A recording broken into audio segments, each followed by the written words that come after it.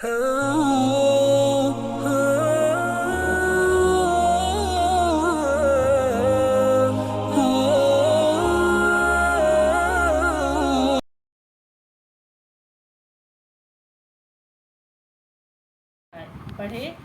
सीखे और सिखाए। अल्लाह का ये भी बड़ा एहसान हो रहा है कि हम सीख भी रहे हैं, सिखा भी रहे हैं, और अल्लाह का दूसरा एहसान हुआ कि अल्लाह ताला हमें इसे समझने की तौफीक भी अता कर रहे हैं। तो चलिए, पिछले हफ्ते हमारा ये हो गया, तनाज़ा हो गई थी क्लास। इससे पहले हफ्ते हमने सूरह फील की तफसीर पढ़ी थी। मैंने आपको बताया था कि सूरह फील का शान नुज़ूल क्या था। शान नुज़ूल उस चीज़ को कहेंगे कि ये सूरह या ये आयत किस सबब से नाजिल हुई है।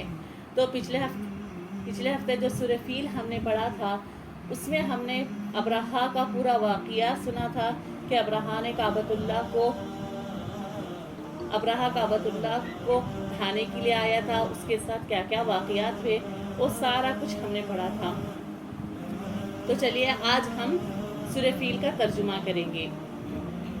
बिस्मिल्लाहिर्रहमानिर्रहीम। अल्लाह के नाम से जो बड़ा मेहरबान और निहायत रहम करने वाला है। तो सबसे पहले अलम तरा कैफ़ फ़अल रब्बुका बिअस्हाबिल फील। तो सबसे पहले मैं इसका लफ्ज़ी तर्जुमा करूँगी। लफ्ज़ी उसको कहेंगे, पहले मैं एक एक लफ्ज़ का तर्जुमा करूँगी, फिर उसका मानवी तर्जुमा करूँगी। तो देखिए, अरबी के अंदर होता है अलम। अलम के मतलब अ। आप बेहतर होगा कि आप जब भी तफसीर की क्लास में बैठें, आप कुरान शरीफ अपने साथ में लेकर बैठें, ताकि मैं तो ऐसे ज़ुबानी बोल रही हूँ ताकि आपको समझ में आए कि किस लफ्ज़ का क्या क्या मतलब होता है। मैं हर चीज़ को क्या करूँगी, अलग अलग से बयान करूँगी। तो सबसे पहले अलम अ का तर्जुमा होता है क्या। ठीक है, जो सवालिया एक क्वेश्चन जैसा पूछा जाता है, उर्दू में कहते हैं उसको सवालिया लफ्ज़। तो कहते हैं ना, अलम क्या, लम नहीं, क्या नहीं, अलम क्या, लम नहीं, अलम तरा। यहाँ पर अल्लाह ताला रसूलुल्लाह सल्लल्लाहु अलैहि वसल्लम से मुखातिब है। मुखातिब यानी समझिए, आप उनसे बात, अल्लाह ताला रसूलुल्लाह सल्लल्लाहु अलैहि वसल्लम से क्या कर रहे हैं, बात कर रहे हैं कि आपने नहीं देखा, ऐसे करें, अलम तरा, ऐसे पूछ रहे, क्या आपने नहीं देखा। कैफ के माने होता है कैसे। ठीक है, अलम तरा कैफ, क्या आपने नहीं देखा कि कैसे। फ़अल रब्बुका, फ़अल के माने होता है करना। अरबी में फ़अल का मतलब हम जैसा बोलते हैं कोई काम करना, तो ऐसे है ना, यहाँ कह रहे हैं अलम तरा कैफ फ़अल रब्बुका, आपके रब ने, क्या आपने नहीं देखा कि आपके रब ने कैसे किया। बिअस्हाबिल फील। बी के माने यहाँ पर अलग अलग भी होते हैं। बी के माने यहाँ पर हम करेंगे साथ होते हैं, से होते हैं, लेकिन हम इसका यहाँ पर तर्जुमा करेंगे साथ। असहाब कहते हैं वाले, जैसे बोलते हैं ना अकल वाले, माल वाले, तो असहाब वाले। फील अरबी में कहते हैं हाथी को। ठीक है, तो इस आयत का भी पूरा तर्जुमा करूंगी मैं। अलम तरा कैफ फ़अल रब्बुका बिअस्हाबिल फील, यानी कि आपने नहीं देखा कि आपके रब ने हाथी वालों के साथ कैसे किया, क्या किया। तो यहाँ पर एक इश्काल होता है कि जो अब्रहा का वाक़या हुआ था, मक्का को ढाने के लिए जो यमन से अब्रहा आया था, ये वाक़या तो कब हुआ था। अहादीस के मुताबिक तारीख़ उठाकर देखेंगे तो तारीख़ के मुताबिक ये वाक़या रसूलुल्लाह सल्लल्लाहु अलैहि वसल्लम की पैदाइश के ठीक 55 दिन पहले ये वाक़या पेश आया था। तो रसूलुल्लाह सल्लल्लाहु अलैहि वसल्लम की पैदाइश से पहले ये वाक़या पेश आया। फिर रसूलुल्लाह, तो जब हम किसी को, हमारी आम ज़बान में जब हम किसी को मुखातब करते हैं तो कहते हैं क्या आपने नहीं देखा था कि वो कैसे हुआ। तो यह हम ये बात इस वक्त कहते हैं जब उन्होंने देखा हो या उस वक्त उन्हें हासिल हो। तो जब ये असहाबे फील का वाक़या पेश आया था, रसूलुल्लाह सल्लल्लाहु अलैहि वसल्लम उस वक्त पैदा भी नहीं हुए थे। तो फिर अल्लाह ताला कह रहे हैं कि आपने क्या नहीं देखा, क्या आपके रब ने हाथी वालों के साथ कैसा किया।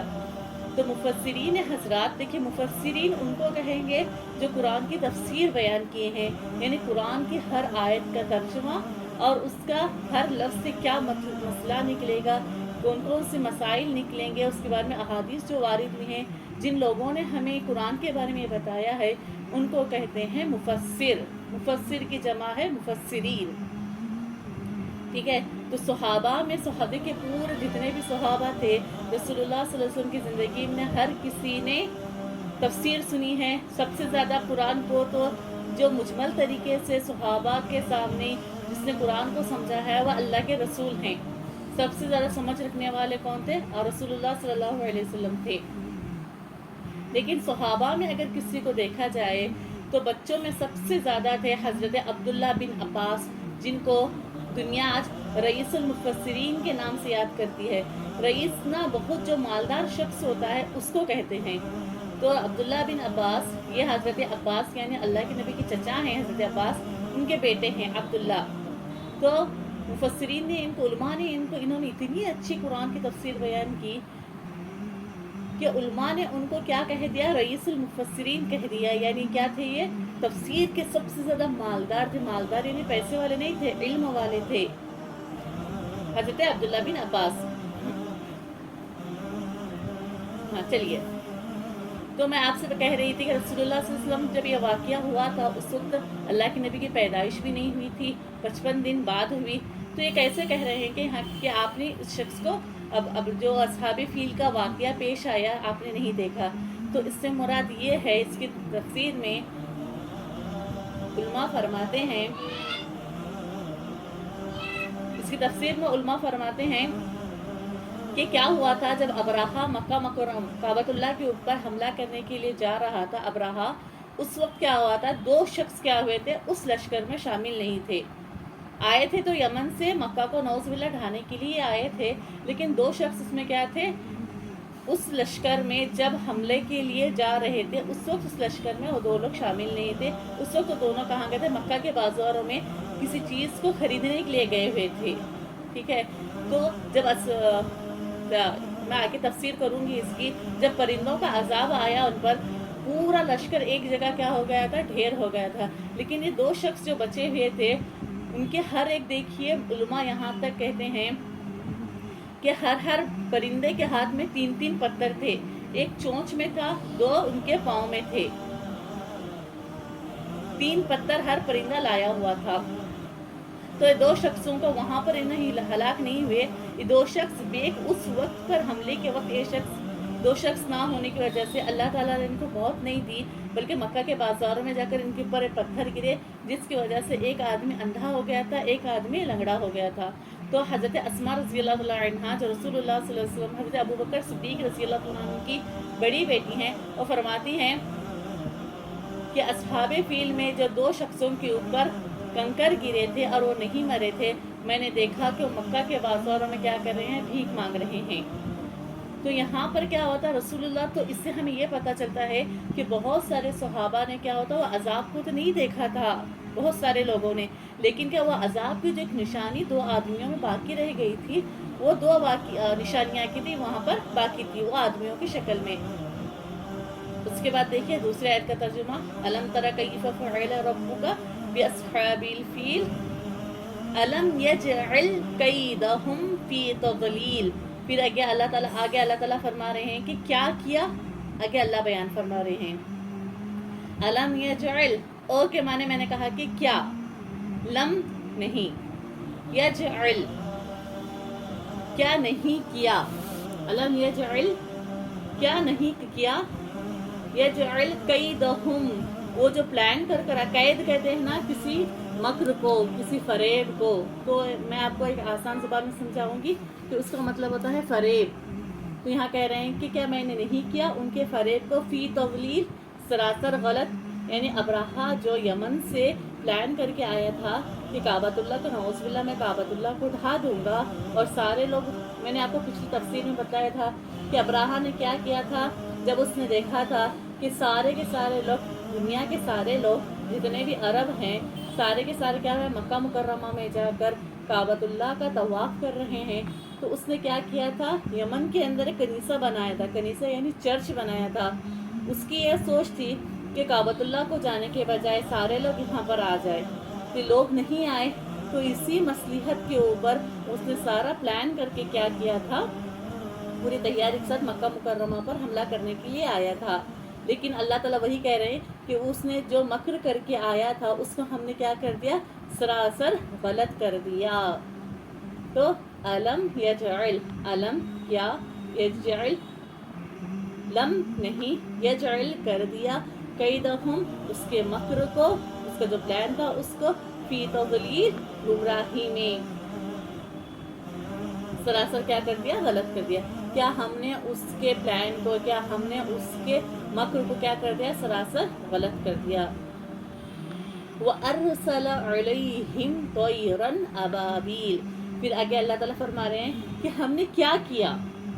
ٹھیک ہے، سوال بھی اللہ تعالیٰ ہی پوچھ رہے ہیں، جواب بھی خود کیا کر رہے ہیں، اللہ تعالیٰ ہی دے رہے ہیں. وَأَرْسَلَ عَلَيْهِمْ طَيْرًا أَبَابِيلَ، وہ معنی، اور ارسل کے معنی ہوتے ہیں بھیجنا. عربی میں ارسل یرسل، ارسل بھیجنا، اور بھیجا. ارسل علیہم، علی کے اعلیٰ کے معنی ہوتے ہیں پر، ہم کے معنی ہوتے ہیں ان بولتے ہیں نا، وہ لوگ، اے لوگ جیسے ہم بولتے ہیں، تو علیہم ان پر. وارسل علیہم، اور بھیجا ان پر. طیرن، طیرن کے معنی ہوتا ہے، دیکھیے عربی میں پرندے کو کہتے ہیں، اصل میں ایک پرندے کو طائر کہتے ہیں، جو زیادہ پرندے ہیں اس کو بولتے ہیں طیرن. ابابیل، ابابیل کیا ہے، ایک پرندے کی کیا ہے، ایک قسم ہے. مفسرین ان پرندوں کے بارے میں فرماتے ہیں کہ یہ کیا تھے. مکہ والے فرماتے ہیں کہ آج سے پہلے یہ پرندے نہیں دیکھے گئے. یہ مفسرین رحمۃ اللہ علیہم ان پرندوں کے بارے میں فرماتے ہیں کہ یہ پرندے کیا تھے، کبوتر سے تھوڑے چھوٹے تھے، کبوتر کی شکل میں تھے لیکن کبوتر سے کیا تھے، چھوٹے تھے. تو مفسرین کہتے ہیں کہ ہر پرندے کے پاس 3 کنکر تھے، ایک چونچ میں تھا، 2 ان کے پنجوں میں تھے. جیسے ہے ابراہا کعبۃ اللہ کے قریب ہوا تو فوراً کیا ہو گئے، ایسے نہیں کہ 1-2 پرندے یہاں سے آ گئے وہاں سے آ گئے، ایسے نہیں ہوا تھا. اچانک سے یہ پرندے کہیں سے نمودار ہوئے، نمودار یعنی اچانک سے دکھائی دینا شروع ہوئے، اور سارے کے سارے غول در غول، غول کہتے ہیں نا پرندوں کے جھنڈ کو، وہ آنے شروع ہو گئے. اور کیا کرنے لگے، سارے ٹھیک جو جہاں لشکر ٹھہرا ہوا تھا ٹھیک اس کے اوپر ہی کیا پرندوں نے اپنے چونچ اور اپنے ہاتھوں میں کے کنکریاں چھوڑنی شروع کر دی. وَأَرْسَلَ عَلَيْهِمْ طَيْرًا أَبَابِيلَ، اور اللہ تعالیٰ فرما رہے ہیں اور اللہ تعالیٰ نے بھیجا ان پر، وَأَرْسَلَ عَلَيْهِمْ طَيْرًا أَبَابِيلَ، ابابیل پرندے. پھر آگے ہیں ترمیہم بحجارۃ من سجیل. ترمیہم، پرندوں نے، دیکھیے رما یرمی، رما معنی ہوتا ہے پھینکنا، تو رما یرمی ترمی، ترمی کے معنی ہوتا ہے پھینکنا. ترمیہم یعنی پرندوں نے ان پر پھینکا. ترمیہم بحجارۃ من سجیل، پتھر. ٹھیک ہے، پتھر. تو آگے یہ بھی بیان کیا گیا کہ کیسے پتھر تھے وہ. ٹھیک ہے، خالی پتھر نہیں. ترمیہم سجیل عربی میں اس پتھر کو کہتے ہیں جو مٹی کا ہو، مٹی کا پتھر بننے کے بعد اس کو آگ میں پکایا گیا ہو. جیسے آپ سمجھ لیے آج کے زمانے میں اینٹ کیا ہوتی ہے، مٹی سے بنائی جاتی ہے. پھر اس کو مضبوط کرنے کے لیے کیا کیا جاتا ہے، مٹی میں آگ میں ڈال کر کیا کرتے ہیں، اس کو تھوڑی دیر کے لیے اس کو حرارت دی جاتی ہے، جس کی وجہ سے اینٹ کیا ہو جاتی ہے، سخت ہو جاتی ہے. لیکن اتنی سخت بھی نہیں ہوتی کہ توڑنے سے نہ ٹوٹے. اگر اس کو تھوڑا پانی بھی لگ جائے تو کیا ہو جاتی ہے، اینٹ کیا ہو جاتی ہے، پگھلنا شروع ہو جاتی ہے. تو اللہ تعالیٰ یہاں پر سجیل لا کر یہ کہہ رہے ہیں کہ جو پتھر ہم نے بھیجے تھے ان پتھروں کی کوئی حقیقت نہیں تھی. دیکھیے اگر اتنے پتھر سے ہم کسی کو مار دیں، سامنے والا شخص مر نہیں جائے گا. کبھی ہم نے سنا ہے کہ چھوٹے چھوٹے جو کبوتر سے چھوٹے پرندے ہوں، وہ چونچ میں اور دونوں پنجوں میں پتھر لا رہے ہیں تو کتنے بڑے ہوں گے، ظاہراً اتنے ہوں گے کنکریوں کے برابر. لیکن یہاں پر اللہ تعالیٰ سجیل لا کر یہ کہہ رہے ہیں کہ کنکریوں کی کوئی طاقت نہیں تھی. طاقت کس کی تھی، وہ ساری کی ساری اللہ تعالیٰ کی تھی. جو اللہ تعالیٰ کے دین کو نقصان پہنچانے کے لیے آ رہے تھے، اللہ تعالیٰ نے ان کے ساتھ کیا کر دیا، ان کو نیست و نابود کر دیا. تو ترمیہم بحجارۃ من سجیل، سجیل کے معنی کیسا پتھر، ایسا پتھر جو مٹی ہو، مٹی کو آگ میں پکانے کے بعد میں جو پتھر شکل اختیار کرتا ہے اس ویسی مٹی کو کہتے ہیں سجیل۔ کچی مٹی آگ میں کچی سے مراد ہے گیلی مٹی، آگ میں پکانے کے بعد میں جو مٹی آگ سے نکلنے کے بعد آتی ہے اس کو کہتے ہیں عربی میں سجیل۔ پھر آگے ہلاک تو ہو گئے، پھر آگے اللہ تعالیٰ فرما رہے ہیں کہ ہم نے ان کو کیسے بنایا، کیسے ہو گئے وہ، فَجَعَلَهُمْ كَعَصْفٍ مَأْكُولٍ۔ تو اللہ تعالیٰ فرما رہے ہیں کہ ہم نے ان کو کر دیا فَجَعَلَهُمْ كَعَصْفٍ مَأْكُولٍ، جیسے کہ کھایا ہوا بھوسا، کھایا ہوا بھوسا معقول، اس کو معقول اکل یا اکلو سے معقول بنا ہے، تو عربی میں اکل کے معنی ہوتے ہیں کھانا، اکل کے معنی ہوتے ہیں کھانا۔ تو یہاں پر کیا ہے، آپ نے بھی دیکھا ہوگا جب جانور چارہ چرتا ہے یا کوئی سخت چیز چرتا ہے تو چباتا ہے چبا کر جب اس سے یہ نہیں ہوتا تو جانور کیا کر دیتا ہے، اس چارے کو تھوک دیتا ہے۔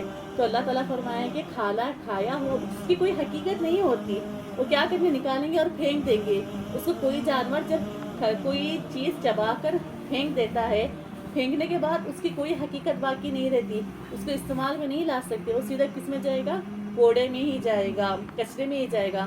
تو ایسے ہی ابرہا کا لشکر کیا ہو گیا تھا، کعصف معقول ہو گیا تھا، وہ کھائے ہوئے کعصف۔ دیکھیے کو کے معنی ہے جیسا عربی میں، عصف کے معنی ہے بھوسا، معقول کے معنی ہے کھایا ہوا، مطلب کھایا ہوا بھوسا بن گیا تھا۔ تو یہ تو ہو گئی سورہ فیل کی تفسیر۔ آگے آتا ہے سورہ لیلاف یعنی سورہ قریش۔ تو سورہ قریش بھی کیا ہے، لیلاف۔ بعض مفسرین رحمۃ اللہ علیہ کے نزدیک تو کیا ہے، سورہ فیل اور سورہ قریش کیا ہے، ایک ہی سورہ مانی جاتی ہیں، لیکن اکثر مفسرین کے نزدیک کیا ہے، دونوں سورتیں کیا ہیں، الگ الگ ہیں۔ تو سب سے پہلے جو انعام ہوا تھا، یہ دیکھیے اس سے پہلے میں نے آپ کو جب ذی الحجہ کا مہینہ تھا، میں نے آپ کو زمزم کا واقعہ بتلایا تھا۔ ایک تو جو بہت مشہور ہے حضرت ابراہیم علیہ السلام کا، وہ واقعہ بتلایا تھا، اور دوسرا جب زمزم کا کنواں، ہم سارے لوگ یہی جانتے ہیں کہ ابراہیم علیہ السلام نے جب حاجرہ علیہ السلام کو لا کر مکہ مکرمہ چھوڑا تھا تو اس وقت پیاس کی شدت تھی، جو واقعہ میں نے آپ کو بیان کیا تھا۔ تو اس کے اندر کیا تھا، سارے لوگ یہی جانتے ہیں کہ اسماعیل علیہ السلام کی وجہ سے کیا ہوا تھا، زمزم کا کنواں نکلا تھا۔ یہ بات صحیح بھی ہے سارے احادیث سے، لیکن اس کے بعد جب بہت دن گزرنے کے بعد زمزم کا کنویں کا نام و نشان ختم ہو گیا تھا، پھر سے کس نے اس کو ایجاد کیا تھا، اس کی کھوج کس نے کی تھی، حضرت عبد المطلب نے، یعنی رسول اللہ صلی اللہ علیہ وسلم کے دادا نے۔ تو اس میں کیا ہو گیا تھا، رسول اللہ صلی اللہ علیہ وسلم کے دادا نے پھر سے جب انہوں نے اپنے بیٹے کو لے کر اس کو پھر سے ڈھونڈا تھا مکہ مکرمہ میں، تو حضرت عبداللہ بن عبد المطلب کا کیا سکہ بیٹھ گیا تھا، یعنی سب کے دل میں کیا ہو گیا تھا، حضرت عبد المطلب جیسا کوئی نہیں ہے۔ سب ان کو کیا کر رہے تھے، دل وہ پہلے سے تو سردار تھے، لیکن عبد المطلب کے اس واقعے کے بعد کیا ہو گیا تھا، سب کے دل میں عبد المطلب کی بزرگی کا، ان کی بڑائی کا، ان کی تعظیم کا سکہ بیٹھ گیا تھا۔ پہلے وہ واقعہ پیش آیا، پھر ایسے ہی دن گزرتے گئے، پھر ایک دوسرا واقعہ اصحاب فیل کا واقعہ پیش آیا۔ آپ نے پچھلے ہفتے میں نے بتایا تھا آپ کو کہ ایک چیز ہوئی تھی کہ جب ابرہا مکہ مکرمہ کے قریب آ کر بیٹھ گیا تھا، اس نے کس کو دعوت دی تھی، ایک شخص کو بھیجا تھا کہ عبد المطلب کو لانا یہاں پر، تو عبد المطلب آئے۔ تو ابرہا یہ سوچ رہا کہ عبد المطلب کیا کریں گے، اپنے کعبۃ اللہ کو میں ڈھانے کے لیے آیا ہوں اس لیے وہ آئے ہوں گے، ابرہا یہ سوچ رہا تھا۔ لیکن عبد المطلب نے آ کر کیا کہا، میں نے سنا ہے کہ آپ نے میرے 200 اونٹ کیا کر لیے ہیں، قبضہ کر لیا ہے آپ نے میرے اونٹوں پر، آپ مجھے دے دیجیے۔ تو اس وقت ابرہا نے کیا کہا تھا کہ میں تو تم کو بڑا عقل مند شخص سمجھتا تھا، لیکن تم سے بڑا بیوقوف ہی کوئی نہیں ہے، نعوذ باللہ، کہ جو آپ خود سردار ہو کر مکہ کے، میں تمہاری اتنی عظمت والی جگہ کو ڈھانے کے لیے آیا ہوں اور تم کہہ رہے ہو کہ میرے اونٹ چاہیے مجھے۔ اس وقت دیکھیے عبد المطلب نے صرف اور صرف اپنے اونٹوں کا مطالبہ کیا تھا، لیکن اس کے بعد تو ابرہا نے کیا کیا تھا، ان اونٹوں کو چھوڑ دیا تھا۔ پھر اس کے بعد عبد المطلب نے ایسے گئے جا کر کعبۃ اللہ کا دروازہ پکڑ کر اللہ تعالیٰ سے دعا کر یہ اتنا روئے تھے اور کہہ رہے تھے کہ یا اللہ، ابرہا کا لشکر تو بڑا طاقتور ہے، میرے پاس نہ طاقت ہے ان سے لڑنے کے لیے، اے اللہ تیرے گھر کو بچانے کی ذمہ داری تیری ہے۔ تو عبد المطلب کے ساتھ بہت سارے قریش بھی آئے ہوئے تھے، تو دیکھ رہے تھے۔ اس کے بعد جب دعا کر کر فارغ ہوئے حضرت عبد المطلب، تو وہ سیدھا گھر نہیں گئے تھے۔ ان کو پورا یقین تھا کہ اللہ تعالیٰ کی طرف سے کوئی نہ کوئی عذاب ضرور و ضرور آئے گا۔ دیکھیے یہاں پر ایک اشکال ہوتا ہے کہ جب رسول اللہ صلی اللہ علیہ وسلم کی تعلیمات نہیں تھی، تو یہاں پر یہ اشکال ہوتا ہے کہ عبد المطلب کو اللہ تعالیٰ کی کیسی پہچان تھی؟ ٹھیک ہے، اب میں آپ سے کہہ رہی ہوں کہ عبد المطلب نے اللہ تعالیٰ سے جا کر دعا کی، تو ایک چیز ہے کہ جو کفار مکہ تھے، جو مکہ والے تھے، ایمان دیکھیے 7 چیزیں ایمان ہیں۔ کیا کیا ہے؟ سب سے پہلے اللہ پر یقین رکھنا، دوسرا ہمارا بھی ایمان یہ ہونا چاہیے، اگر ان 6 چیزوں پر اگر ہمارا ایمان صحیح ہے تبھی ہم کیا ہو جائیں گے؟ مسلمان ہوں گے، اور قرآن میں جو بشارتیں ہمیں دی گئی ہیں ان بشارتوں کے ہم مستحق ہوں گے۔ بشارت یعنی خوشخبری۔ تو سب سے پہلے کیا ہے؟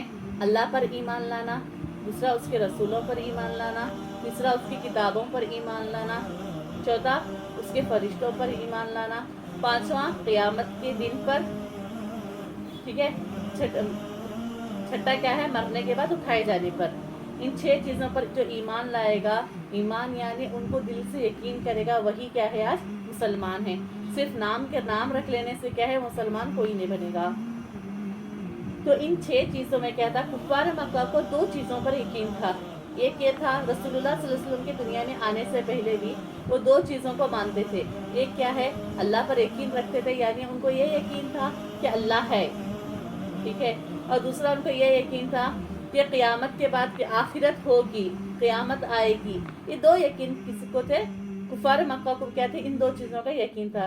تو اسی چیز کے بنا پر کیا ہے؟ عبد المطلب کو اللہ تعالیٰ کی ذات پر یقین تھا، تو انہوں نے کیا کیا تھا؟ وہاں پر اللہ تعالیٰ سے دعا بھی کی تھی۔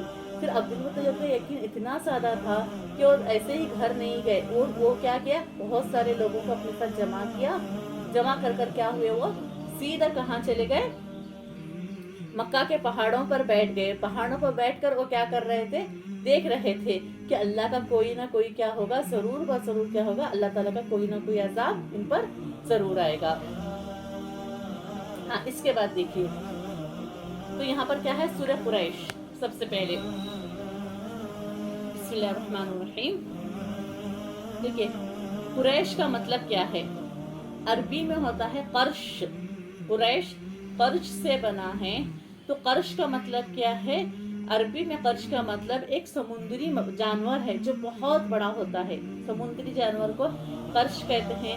یہ ایک ایسا جانور ہے جو سارے مچھلیوں کو کیا جاتا تھا؟ کھا جاتا تھا۔ جیسے سمجھیے آج کل ویل اور شارک مچھلیاں ہیں، ایسے ہی کیا تھا؟ ایک جانور تھا۔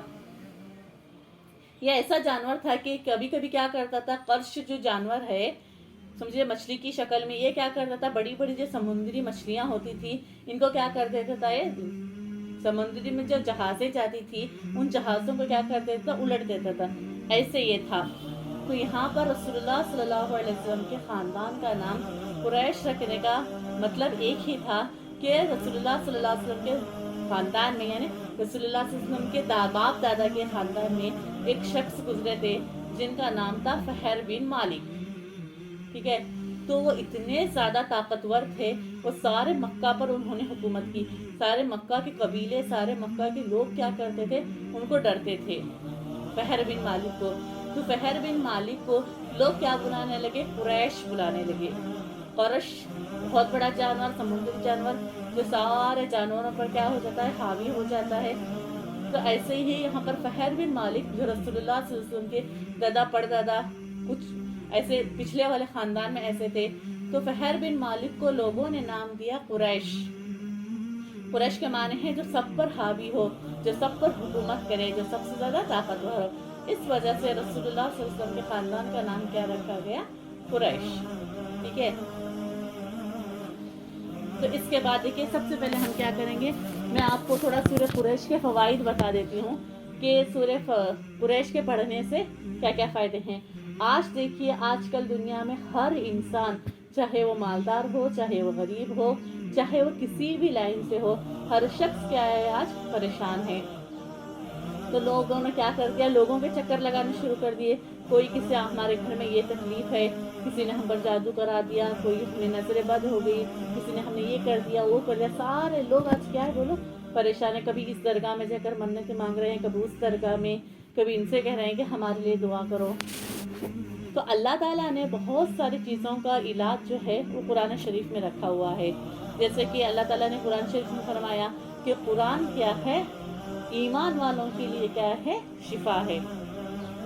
تو قرآن کے اندر ایسی بہت ساری نایاب صورتیں یا نایاب آیتیں ہیں جو کیا ہے انسان کو پڑھنے سے یقین کے ساتھ, سب سے پہلی چیز ہوتی ہے یقین. ہمارا یقین جتنا زیادہ مضبوط ہوگا ویسے اللہ تعالیٰ ہمارے ساتھ کیا کریں گے, فیصلے کریں گے. تو سب سے پہلے میں آپ کو اس کے فوائد بتا دیتی ہوں. دیکھیے آج کل ایک بیماری بہت زیادہ عام ہو گئی ہے, کیا, کڈنی اسٹون. جیسا پیٹ میں جس کو اردو میں کہتے ہیں پتھری کہتے ہیں, گردے کی پتھری. تو یہ بہت زیادہ کیا ہو گئی, عام ہو گئی ہے. دیکھیے ایک چیز میں آپ کو بتا دوں کہ قرآن کے فائدے تو بہت ہے. جب اللہ تعالیٰ ہی کہہ رہے ہیں کہ قرآن کیا ہے, ایمان والوں کے لیے ہدایت بھی ہے اور شفا بھی ہے. تو اس میں ایک چیز ہے کہ بہت سارے لوگ کہتے ہیں کہ آپ نے جو وظیفے بتائے تھے ہم وہ کر رہے ہیں لیکن کچھ فائدہ حاصل نہیں ہو رہا ہے. تو فائدہ کیوں حاصل نہیں ہو رہا ہے؟ ایمان کی کمزوری کی وجہ سے کیا ہوتا ہے, ہمیں وہ فائدہ حاصل نہیں ہوتا. لیکن ہمارا ایک یہ ہونا چاہیے, قرآن غلط نہیں ہے, ہم غلط ہیں. ہم اتنے گنہگار ہیں, ہماری زبانیں دن رات کیا کر رہی ہیں, برائی کر رہی ہیں, کبھی کسی کی غیبتیں کر رہی ہیں, چغلیاں کر رہی ہیں. تو اس کی وجہ سے کیا ہوتا ہے, زبان کے اندر وہ اثر پیدا نہیں ہوتا. قرآن میں تو اثر ہے, ہماری زبان میں اثر نہیں ہے. پہلے اگر کوئی بھی عمل جو بتایا جاتا ہے اگر اس کو کرنا ہے, وہ عمل اسی وقت فائدہ دے گا جب ہم اپنے ظاہر کو ٹھیک کریں گے. ظاہر کو ٹھیک کرنے کا مطلب کیا ہوتا ہے, یہ کرنا ہوتا ہے ظاہری گناہ جو ہوتے ہیں وہ چھوڑنا پڑے گا ہمیں. یعنی غیبت کرنا ہوا, چغلی کرنا ہوا, کسی کو بہتان لگانا ہو, ظاہراً جو گناہوں سے ہمیں بچ سکتے ہیں. بد نظری سے بچنا ہوگا. گانے سننے کا آج کل بہت زیادہ رواج ہو گیا ہے. ہمارے جو اعضاء کو ہم جتنا زیادہ گناہوں سے بچائیں گے اتنا زیادہ کیا ہوگا, ہر چیز ہمیں کیا ہوگی, فائدہ دے گی. آپ اگر احادیث اٹھا کر دیکھیں تو ہم دیکھیں گے کہ پہلے والے جو ہم سے پہلے تھے ان کی زندگیاں دیکھیں گے ہم, تو انہوں نے صرف قرآن کے ذریعے سے کیا ہو گئی زندگیاں ان کی. جیسے ہم ایک واقعہ بارہا ہم نے پڑھا ہے کہ کیا ہے, نماز. دیکھیے حدیث میں آتا ہے کہ آپ نماز پڑھو, نماز پڑھ کر جو بھی آپ کو مانگنا ہے اللہ تعالیٰ سے مانگو. نماز کی برکت سے اللہ تعالیٰ آپ کے ہر چیز کو کیا کر دیں گے, آپ کی ہر مراد, ہر منت کو, ہر حاجت کو پوری کر دیں گے. جیسے ایک واقعہ آتا ہے, ایک تابعی تھے, وہ کہیں خچر پر یا اپنے گدھے پر یا گھوڑا, یہ ہے اس کے اندر, اس پر بیٹھ کر جا رہے تھے. تو اچانک کیا ہو جاتا ہے, وہ گھوڑا نا کچھ بیمار ہو کر اچانک کیا ہو جاتا ہے, مر جاتا ہے بیچ سفر میں. تو اللہ تعالیٰ سے وہ ایک دم یہ ہو جاتے ہیں کہ یا اللہ یہی میرے پاس کیا تھا, سفر کا ذریعہ تھا. جیسے دیکھیے بیچ راستے میں آ کر ہماری بس بند ہو گئی یا ٹرین بند ہو گئی تو ہم کیسے پریشان ہو جاتے ہیں. حالانکہ ہمارے پاس بہت زیادہ ذرائع باقی ہیں, پھر بھی ہم کیا ہو جاتے ہیں, پریشان ہو جاتے ہیں. پہلے والوں کے پاس تو ایسا کوئی دوسرا آپشن تھا ہی نہیں, تو بہت پریشان ہو جاتے ہیں. پھر انہیں وہ حدیث یاد آتی ہے, ان کو یقین ہوتا ہے کہ رسول اللہ صلی اللہ علیہ وسلم نے فرمایا ہے کہ نماز پڑھ کر آپ جو بھی حاجت کے لیے دعا کریں گے اللہ تعالیٰ وہ حاجت پوری کریں گے. تو فوراً کیا کرتے ہیں, ان کے ساتھ کھانا اور پانی تو تھا ہی, سفر کے لیے لائے تھے. فوراً وہ وضو بناتے ہیں, نماز پڑھتے ہیں, صلاۃ الحاجت کی 2 رکعت نماز پڑھ کر اللہ تعالیٰ سے دعا کرتے ہیں کہ یا اللہ یہ خچر ہی کیا تھا, میرے سفر تک پہنچنے کا ایک سامان تھا, یا اللہ ذریعہ تھا, اس کو اے اللہ تو نے موت دے دی. جیسے تو نے اللہ سے موت دی ہے ویسے ہی اے اللہ تو زندگی دے.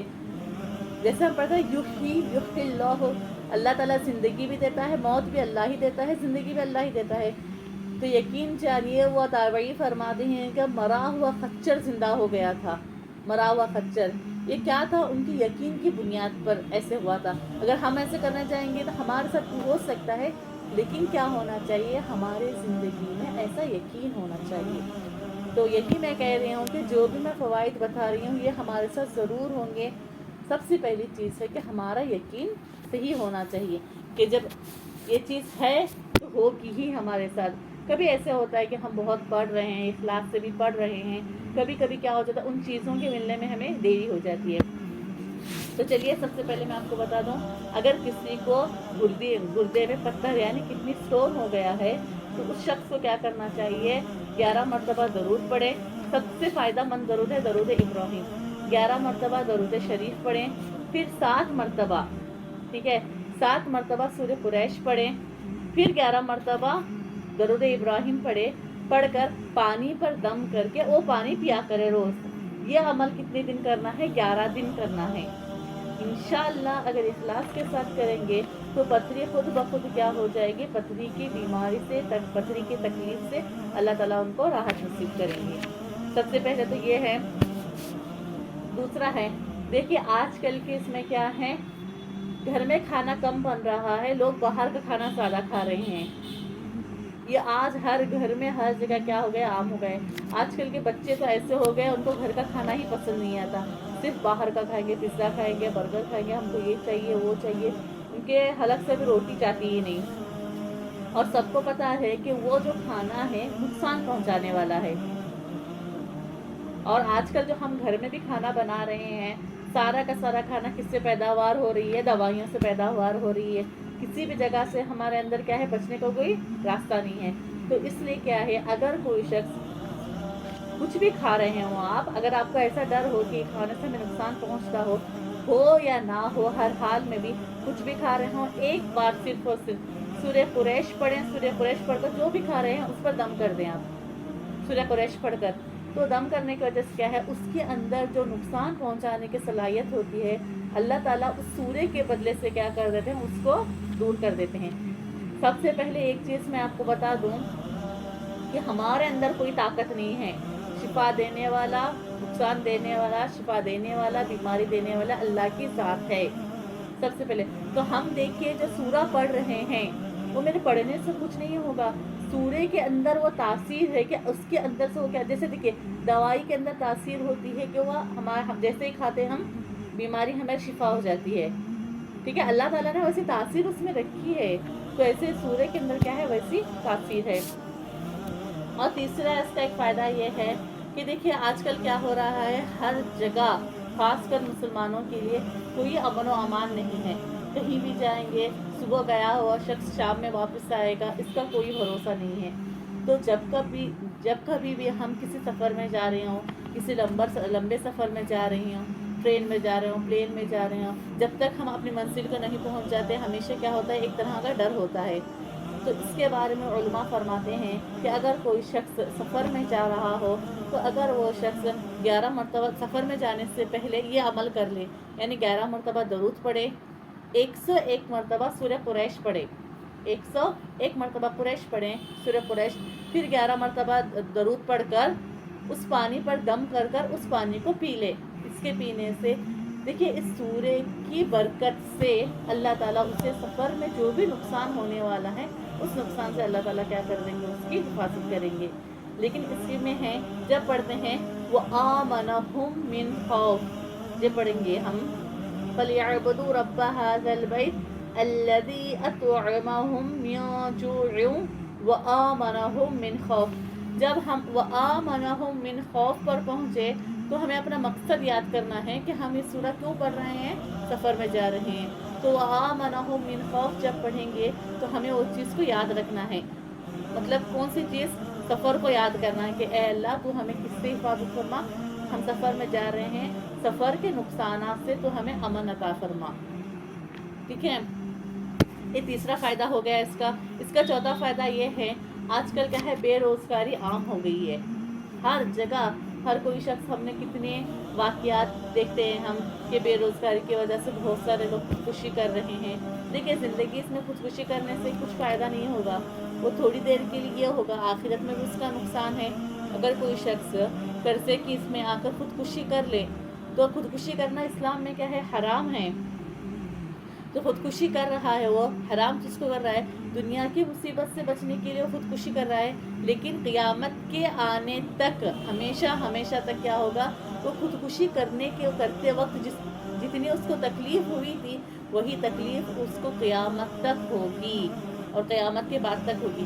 جیسا ایک حدیث میں آتا ہے خودکشی کرنے والوں کے بارے میں، رسول اللہ صلی اللہ علیہ وسلم نے فرمایا اگر کوئی شخص خودکشی کرتا ہے، جیسے دیکھیے رسول اللہ صلی اللہ علیہ وسلم نے اس وقت مثال، اللہ کے رسول نے مثال دی تھی، اگر کوئی شخص پہاڑ سے گر گیا، خودکشی کر لی، اگر کوئی شخص نے کیا کیا تکلیف برداشت نہ ہو، کچھ چاقو سے کیا کر لیا، اپنے پینٹ میں گھونپ لیا، تو جس طرح کی خودکشی کریں گے اس وقت جتنی تکلیف ہوگی، وقتی طور پر دنیا سے تو چلے جائیں گے لیکن قیامت تک کیا ہوگا، ان کو وہی تکلیف ہوتے رہے گی خودکشی کرنے والوں کو. یہ جو ہم کہتے ہیں کہ شیطان ہو گیا، یہ ہو گیا، وہ ہو گیا، ایسا کچھ بھی نہیں ہوتا. وہ صرف کیا ہے، ہمارے سب خیالات ہوتے ہیں.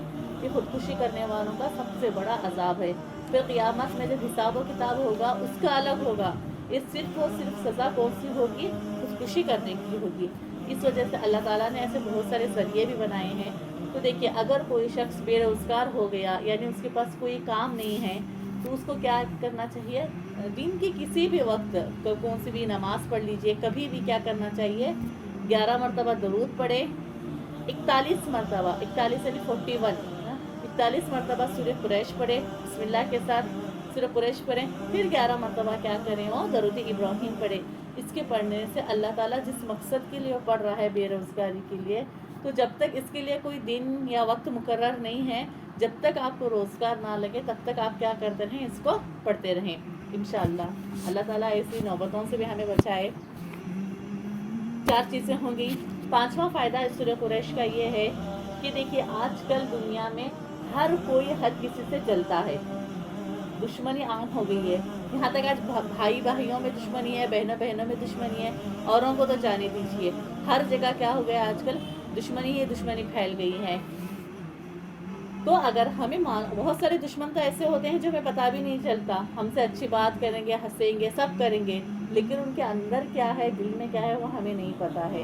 تو اسی وجہ سے سمجھیے اگر کسی کی دشمنی ہمیں پتہ ہے کہ سامنے والا کیا کر سکتا، سامنے والا جو دشمن ہے وہ ہمیں نقصان پہنچا سکتا ہے، اگر ہمیں پتہ ہو تو اس کے بارے میں علماء نے فرمایا کہ آپ کیا کریں؟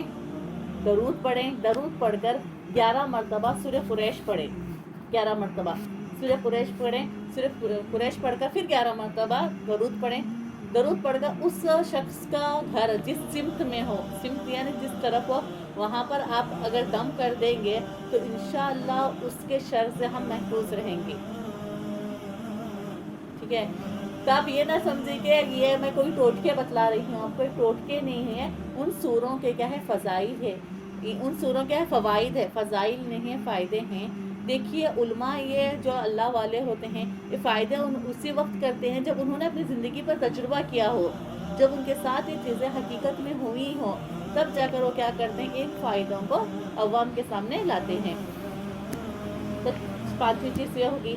سورہ قریش کو 6واں فائدہ یہ ہے کہ کیا ہے، آج کل دیکھیے ہم دیکھتے ہیں کہ بچوں کو نظر لگ جاتی ہے، ان کو نظر لگی، ان کو نظر لگ گئی. آج کل ہمیں بہت زیادہ ہو رہا ہے.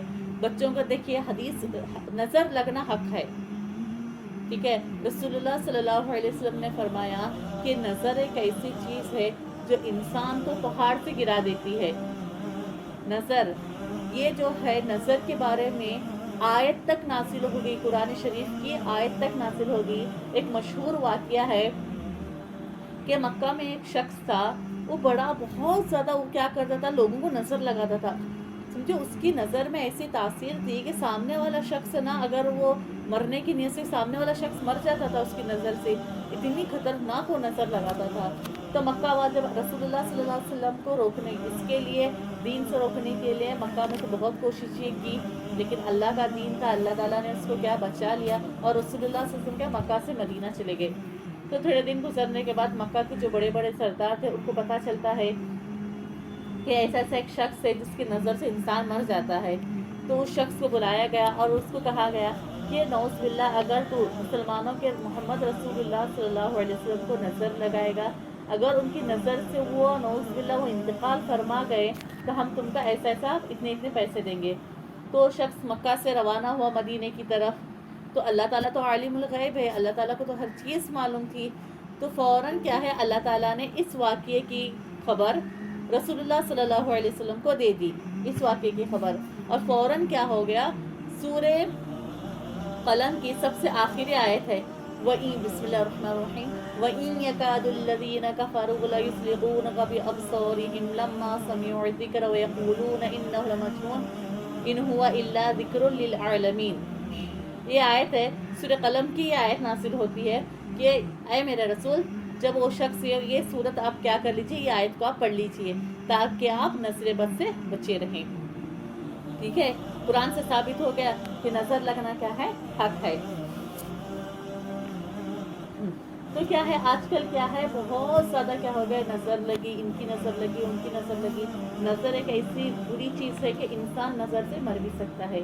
تو اس لیے ہمارے بزرگان دین نے فرمایا کہ اگر کوئی شخص اچھا سج دج کر، آج کل بہت زیادہ سجنا سورنا تو آج بہت ہو گیا ہے، نظر کسی کو بھی لگ سکتی ہے، بچوں سے لے کر بڑوں تک۔ تو جب کئی اچھے کپڑے پہنے ہو، ایسا کچھ بھی پہنے ہو، تو ایک مرتبہ سورہ قریش 3 مرتبہ سورہ قریش پڑھ کر کیا کر لیں، اپنے اوپر دم کر لیں۔ اس سے کیا ہو جائے گا، آپ اس نظر بد سے بچ جائیں گے۔ صرف نظر سے نہیں، اثرات سے، جادو سے، ہر چیز سے کیا ہو جائیں گے، اللہ تعالیٰ آپ کی حفاظت کریں گے۔ تو سورہ قریش میں دیکھیے ہر طرح سے کیا ہے، فائدے ہی فائدے ہیں۔ آپ کو ابھی نہ کسی عامل کے پاس جانے کی ضرورت ہے، بس کیا ہونا چاہیے، یقین ہونا چاہیے۔ ایک چیز ہے، ہم عاملوں کے پاس جاتے ہیں کہ ہمارے گھر میں یہ پریشانی ہے، عامل جانتے ہیں نا، مولانا جو بھی ہے، ہم جا کر ان سے کہتے ہیں کہ ہمارے گھر میں یہ پریشانی ہے، وہ پریشانی ہے، تو آپ ہمارے لیے دعا کیجئے یا کوئی عمل کیجئے۔ ایک چیز ہے دیکھیے، میرے پیٹ میں درد ہو رہا ہے بہت زیادہ، مجھے بہت تکلیف ہو رہی ہے کسی چیز کی، مجھے درد ہو رہا ہے، میں کہہ رہی ہوں بازو والے کو کہ میرے پیٹ میں درد ہے، تم مجھے کیا کرو، دعا کرو۔ آپ دیکھیے، اگر مجھے تکلیف ہو رہی ہے، میں دعا کر رہی ہوں، میرے اندر زیادہ اخلاص ہوگا کہ بازو والا کرے گا اے اللہ اس کو شفا عطا فرما، یا کہے گا اے اللہ اس کی تکلیف کو دور فرما۔ لیکن تکلیف مجھ پر گزر رہی ہے، جب وہ چیز میں پڑھوں گی تو وہ زیادہ کیا ہوگی، اثر انداز ہوگی۔ تو یہی چیز ہے، دوسروں سے دعا کرانا سنت ہے، مستحب ہے، سنت نہیں ہے، مستحب ہے، لیکن کیا ہے، خود کے لیے خود دعا کرنا کیا ہے، زیادہ بہتر ہے۔ تو یہی ہے، یہ عملیات جو ہوتے ہیں ہم آمینوں کے پاس جا کر کرنے سے بہتر ہے کہ ہم کیا کریں، خود کریں گے تو زیادہ کیا ہوگا، اس میں اخلاص ہوگا۔ ٹھیک ہے، تو چلیے سب سے پہلے ہے سورہ قریش۔ قرش کے معنی میں نے آپ کو کہا تھا کہ ایک بہت بڑی سمندری جانور ہے جو سارے مچھلیوں پر حاوی تھی۔ تو ویسے ہی کہ رسول اللہ صلی اللہ علیہ وسلم کے دادا کے خاندان میں سمجھیے بہت دور پڑ دادا، سگڑ دادا، ایسا کچھ ایسے ہوتے ہیں۔ تو ایک گزرے تھے فہر بن مالک، وہ بہت کیا تھے، طاقتور تھے، بہادر تھے، اس وجہ سے ان کو کیا، قریش کا لقب دیا گیا۔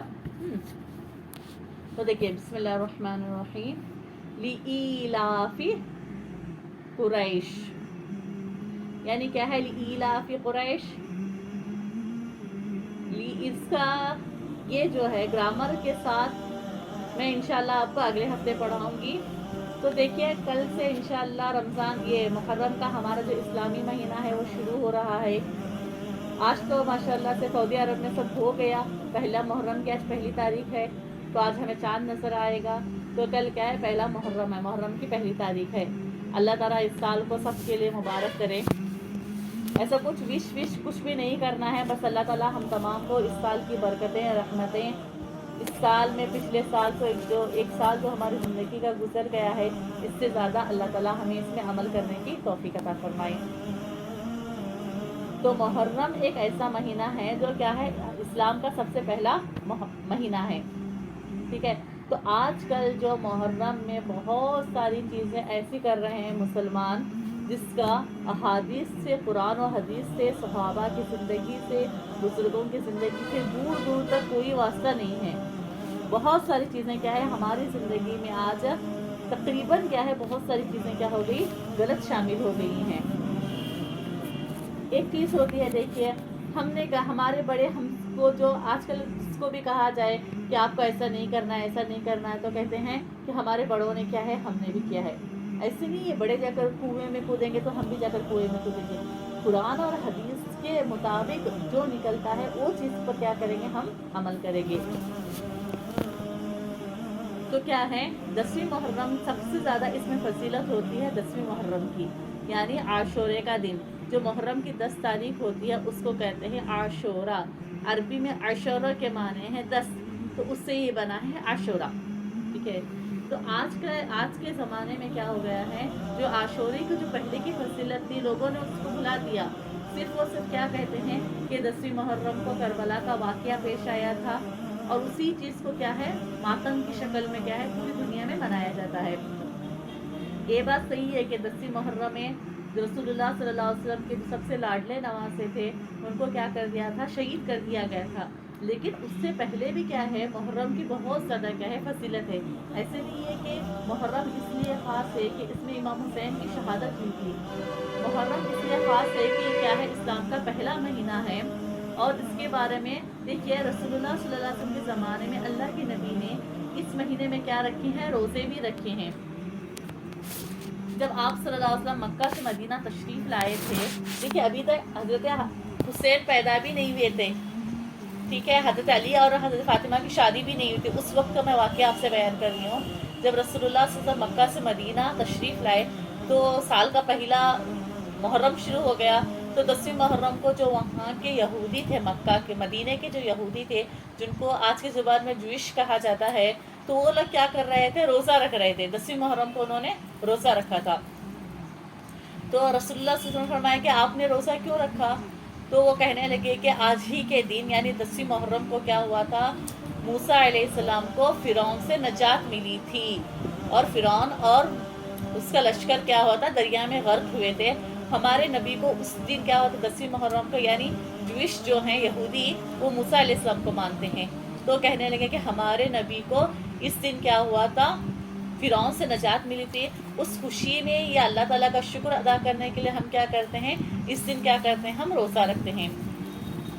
तो रसूलुल्लाह सल्लल्लाहु अलैहि वसल्लम ने फरमाया कि हम भी मूसा अलैहिस्सलाम पर, मैंने आपको बताया ना, आमन तो बिल्लाही, जो मैंने ईमान की 6 चीज़ें बताई थी उसमें से था वो रसूली ही, यानी रसूलों पर भी ईमान लाना। तो हमारा भी ये ईमान है कि तमाम रसूलों को क्या करेंगे, हम बरहक मानेंगे, चाहे वो मूसा अलैहिस्सलाम हो, चाहे वो ईसा अलैहिस्सलाम, कोई भी नबी हो। हर नबी को क्या है, सच्चा मानना है, अल्लाह का पैगम्बर ही समझना है। लेकिन हम शरीयत किसकी फॉलो करेंगे, किसकी इत्तिबा करेंगे, मोहम्मद रसूलुल्लाह सल्लल्लाहु अलैहि वसल्लम की। जैसे देखिए अभी मोदी सरकार है, इससे पहले बहुत सारे सीएम गुजरे, प्राइम मिनिस्टर गुजरे हैं, उनको सबको भी क्या करेंगे, हम प्राइम मिनिस्टर मानते हैं, लेकिन इस वक्त जिसकी हुकूमत है हम उसके रूल्स फॉलो करते हैं। तो ऐसे ही क्या है, सारे अंबिया बरहक थे, सच्चे थे, लेकिन मानेंगे किसको, हम किसकी शरीयत को मानेंगे, मोहम्मद रसूलुल्लाह सल्लल्लाहु अलैहि वसल्लम की शरीयत को हम मानेंगे। तो रसूलुल्लाह सल्लल्लाहु अलैहि वसल्लम ने फरमाया कि मूसा, यहूदियों से ज़्यादा कौन है, मूसा अलैहिस्सलाम की हम इत्तिबा करते हैं, हम उसको क्या है, नबी मानते हैं। तो रसूलुल्लाह सल्लल्लाहु अलैहि वसल्लम ने फरमाया कि हम भी क्या करेंगे, इस दिन रोज़ा रखेंगे। तो वो क्या था, रसूलुल्लाह सल्लल्लाहु अलैहि वसल्लम का 10वीं तकरीबन 10वीं सन हिजरी थी, अल्लाह के रसूल 11वीं सन हिजरी थी। अल्लाह के रसूल ने फरमाया कि इंशाअल्लाह अगर मैं ज़िंदा रहा अगले साल तक तो मैं क्या करूँगा, इसमें यहूदी सिर्फ क्या करते थे, 10वीं मुहर्रम का रोज़ा रखते थे, 10वीं मुहर्रम का। तो अल्लाह के नबी ने फरमाया कि अगर हम भी 10वीं मुहर्रम का रोज़ा रखेंगे तो उनके और हमारी मुशाबियत हो जाएगी। मुशाबियत यानी वो जो कर रहे हैं हम भी वही कर रहे हैं, यानी उनके फॉलोअर्स हो जाएंगे। तो हम क्या करेंगे, 9 और 10 2 दिन क्या करेंगे, यहाँ पर रोज़ा रखेंगे, 9वीं तारीख को और 10वीं तारीख को। ये तो हो गया आशूरे का। आशूरे का रोज़ा रखने से क्या है, और अल्लाह के नबी ने फरमाया कि जो कोई शख्स आशूरे का रोज़ा रखता है अल्लाह ताला उसके 1 साल के गुनाह क्या कर देते हैं, माफ़ कर देते हैं। तो देखिए असल जो फजीलत है वह 10वीं मुहर्रम की यानी आशूरे की है, ठीक है। जो 9वीं तारीख का रोज़ा हम रख रहे हैं वो इसलिए रख रहे हैं कि इस दिन क्या 10वीं तारीख को जूश भी यानी यहूदी भी रोज़ा रखते हैं, उनके साथ हमारी मुशाबियत ना हो, इस वजह से हम क्या कर रहे हैं, 9 और 10 2 तारीख को क्या कर रहे हैं, रोज़ा रख रहे हैं। तो आशूरे के बारे में देखिए, मैं आपको ये चीज़ अलग अलग कर दूं। मुहर्रम एक अलग है, मुहर्रम से मुराद क्या कह रही हूँ मैं, जो करबला का वाक़या पेश आया ये चीज़ अलग है, इसको आप अलग रखिए, ठीक है। इससे पहले आशूरे की आदम अलैहिस्सलाम से लेकर अल्लाह के नबी तक क्या है, इसकी बहुत ज़्यादा क्या है फजीलत वारिद हुई है। ये आजकल बहुत सारे लोगों ने इन सारी चीज़ों को छोड़ दिया और 10वीं मुहर्रम को क्या करते हैं, मातम बनाने लगते हैं, ہم نے شیعہ لوگوں کو آپ نے دیکھا ہوگا کہ وہ لوگ کیا کرتے ہیں، 10ویں محرم کو ماتم مناتے ہیں. یہ کیا کر رہے ہیں؟ حضرت حسین کی شہادت کو لے رہے ہیں. اس سے پہلے اگر ہم پچھلے جائیں گے تو دیکھیے ایک حدیث میں آتا ہے کہ 10ویں محرم کو کیا کیا ہوا تھا. ایک حدیث میں آتا ہے کہ 10ویں محرم کو آدم علیہ السلام کی توبہ قبول ہوئی تھی. جب ان کو جنت سے نکالا گیا تھا تو دنیا میں ان کو بھیجا گیا تو انہوں نے بہت سارا دعائیں کی تھی. تو 10ویں محرم کو کیا ہوا تھا؟ آدم علیہ السلام کی توبہ قبول ہوئی تھی. دوسری چیز حضرت نوح علیہ السلام کی قوم کے اوپر جب عذاب آیا تھا تو ان کی کشتی کیا ہو گئی تھی؟ پانی میں کتنی بہت دنوں تک کیا ہو گئی تھی؟ ایسے ہی کشتی ادھر ادھر پھر رہی تھی. 10ویں محرم کو کیا ہے، ایک جوتی ایک پہاڑ ہے اس پر جا کر کیا ہو گئی تھی؟ وہ کشتی لگی تھی. دوسرا ہے نوح علیہ السلام کے ساتھ یہ ہوا تھا. تیسرا کیا ہوا تھا؟ آپ سب جانتے ہوں گے کہ یونس علیہ السلام کو ایک مچھلی نے نگل لیا تھا. وہ 40 دن تک مچھلی کے پیٹ میں تھے. تو علماء کہتے ہیں کہ یونس علیہ السلام کو مچھلی سے آزادی بھی 10ویں محرم کو ہی ملی تھی. چوتھی چیز ہے حضرت داؤد علیہ السلام سے ایک گناہ سرزد ہو گیا تھا جس کی توبہ بھی عاشورہ کے دن یعنی 10ویں محرم کو ہی ہوئی. پانچویں چیز ہے سلیمان علیہ السلام کی حکومت ان سے کیا ہو گئی تھی؟ چھن گئی تھی. تو وہ چیز بھی ان کو 10ویں محرم کو ہی ملی. چھٹی چیز جیسے میں نے آپ کو بتایا کہ موسیٰ علیہ السلام کو فرعون سے نجات بھی 10ویں محرم کو ہی ملی تھی. ساتویں چیز کیا ہے؟ حضرت عیسیٰ علیہ السلام کو جب یہودی مارنے کے لیے آئے تھے تو اس وقت ان کو آسمانوں پر اٹھایا گیا تھا، وہ بھی 10ویں محرم کو ہی تھا. تو ایسے بہت ساری چیزیں کیا ہوئی تھی، بہت انبیاء کے ساتھ بہت اچھی اچھی چیزیں کیا ہوئی تھی 10ویں محرم کو ہوئی تھی یعنی عاشورہ کے دن. اس وجہ سے کیا ہے اس دن کے بہت زیادہ کیا ہے